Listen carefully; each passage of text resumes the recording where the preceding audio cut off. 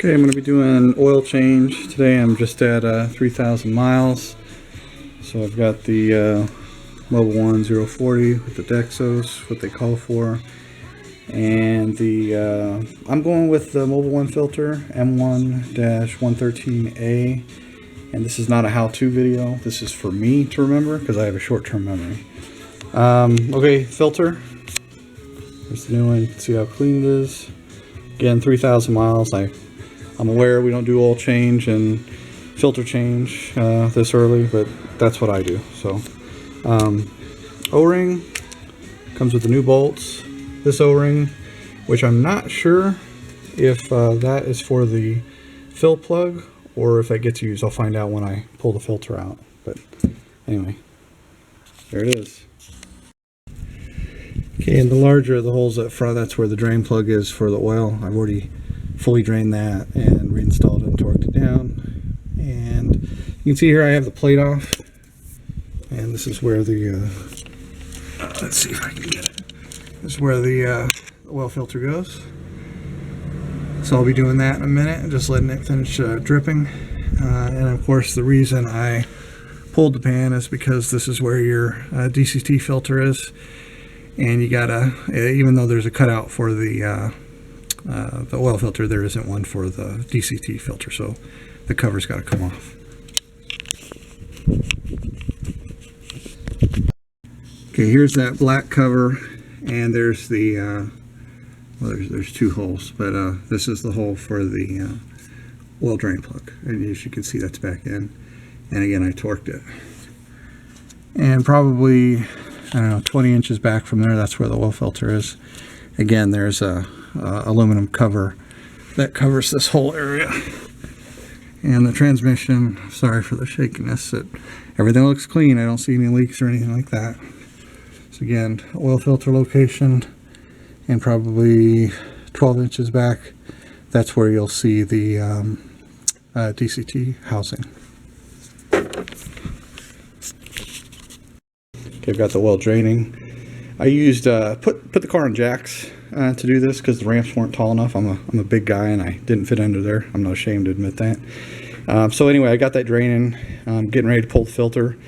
I'm gonna bring the new filter over. I'm gonna fill it up with oil, put some fresh oil in the seal, and shake the oil. You gotta shake oil, especially synthetics. They have a tendency to separate all the additives that they put in there, so it's a good idea to shake it. All right, I'll try to do this without making a mess, but I'm not left-handed, so we'll see. Oops. Making a mess here. And you can see the filter will absorb it down a little bit, so since this filter sits straight up and down, I'll go ahead and top it off.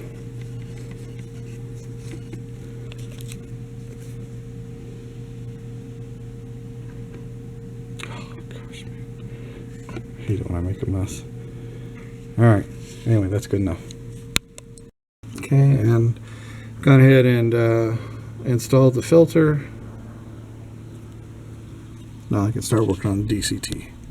Okay, for the DCT filter, for just to see how much fluid comes out, I'm going to use a fresh drain pan. And also you need a special socket. Let's see if I can get to it here. I think they called it an inverted Torx, and this is a E8. I don't know if you can, if it'll focus, I don't know, but anyway, E8 inverted Torx. So again, this is for me, this is for reference here. This cover, let's see, this is the drain plug for the transmission pan. This is the plug that you let's see if I can zoom in. I don't know if you can see it. That is the plug that you pull to add the fluid if you're going in through the wheel well on the driver's side. And then my understanding is this housing or cap, whatever you want to call it, this thing, it has to go on a specific way. So I'm just making note that the SAE 306 is closest to the oil filter. Okay. Yeah, I don't know how much you're going to see, but so I have the bolts out, and I don't know if you can see me twisting it. You know, from what I've seen on people removing these, they recommend twisting it so that you can get your fingers behind a couple of these tabs and start pulling down, and you know, you want to use even force, but they say not to use any tools. Okay, so I did get the cover off, and as you can see, it's dripping down. The fluid itself looks really clean. It does make a little bit of a mess. You can see drips over here. Again, that's the drain plug for reference for the pan. And oil filter is, where's the oil filter? There's the oil filter. As far as how much you lose, I'm gonna say, I don't even think it might be an ounce at the most. And I do have the extra 2 quarts in it.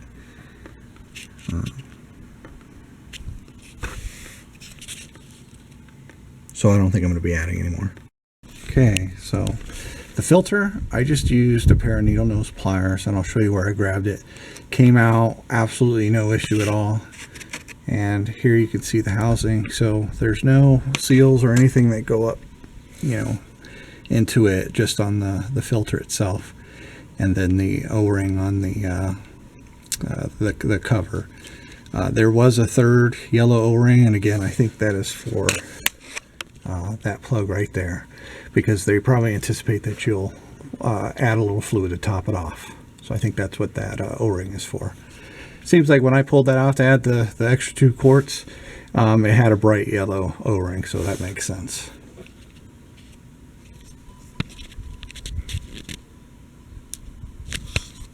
Okay, I put the stuff out in the sun so we can take a better look at it. So they give you new bolts, so that's why I'm not too concerned about the bolts. But what I'm trying to show you is there is, I wouldn't call it an iridescent look, but there are a lot of really fine particles. I feel like, you know, part of that is going to be normal for break-in. But I can tell you this, for anybody that's saying you don't need to change your filter early, well, that may work for you, but there's enough debris, whatever you want to call it, in here that I'm happy that I am doing it. Here's the new filter. See, it comes with the O-ring installed. Look at how white the element is.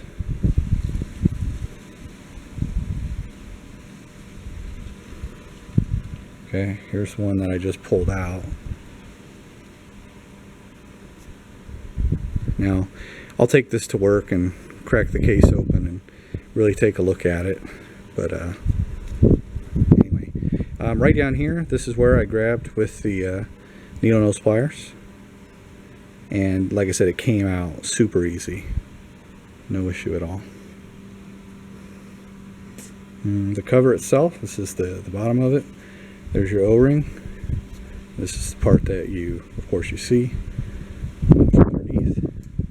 Now, I will say this.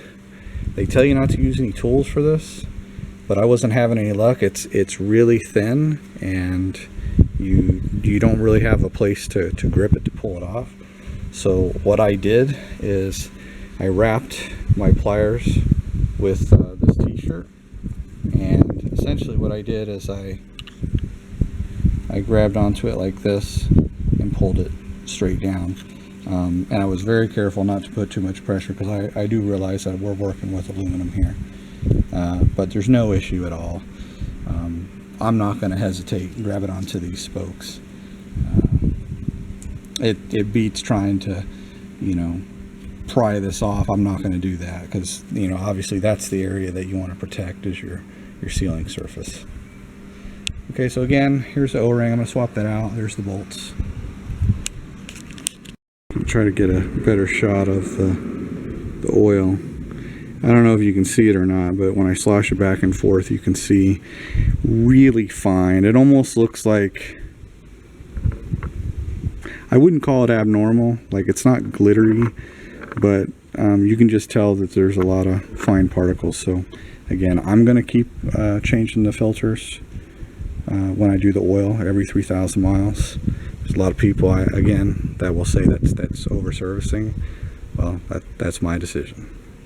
Okay, so the filter, the new one, going back in, what I found was when you first put it in there, you know, obviously you're going to have your fingers like so, wiggling it, and you know, it wasn't staying by itself, so I pulled it down, just kind of spun it, put it back in, wiggled it, and then boom, it'll go in, you know, a good 1/4 of an inch when you get it right.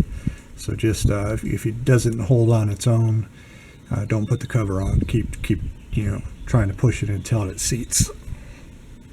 Okay, and I'm just going to wipe up all the excess oil on the split line and or the sealing surface, and then put the cover on.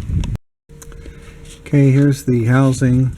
Just like the filter, the housing, you have to kind of turn it slightly back and forth while you're pushing up, and then all of a sudden it'll just kind of click into place. So make sure you do that. And then again, you get new bolts. There's some kind of like Loctite coating on the bolts, and on the Paragon side it says the torque is 53 inch-pounds. So I have my little torque wrench, and I got that taken care of. So anyway, that's back together.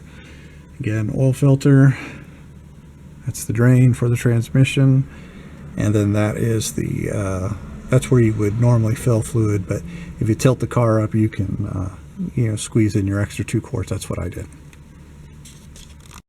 Okay, the pan is probably the hardest thing. Not that it's hard, it's just there's 2 bolts, and they're marked like position 1 and 2 up towards the front where the triangle cutouts are. You got to get those started first. Don't even put any of the other bolts in until you do that. Now, I didn't need to remove the plastic, the black plastic cover that they show online, a lot of the YouTube videos. You just take out the front bolts, and you just got to pull this down and it'll come right out. So anyway, that was one good thing.